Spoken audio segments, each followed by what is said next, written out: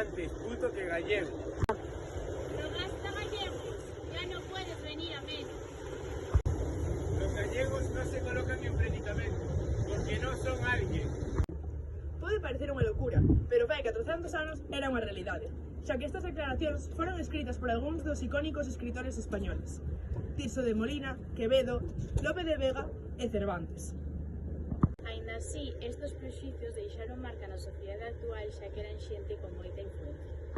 Por exemplo, que só traficamos con fariña, que non hai wifi ou que só hai vacas. Isto ven da man de que o galego é unha lingua de campo, é dicir, que nas cidades non se fala galego, o que é erróneo, xa que o galego pode falarse tanto na cidade como no rural, como en todas partes.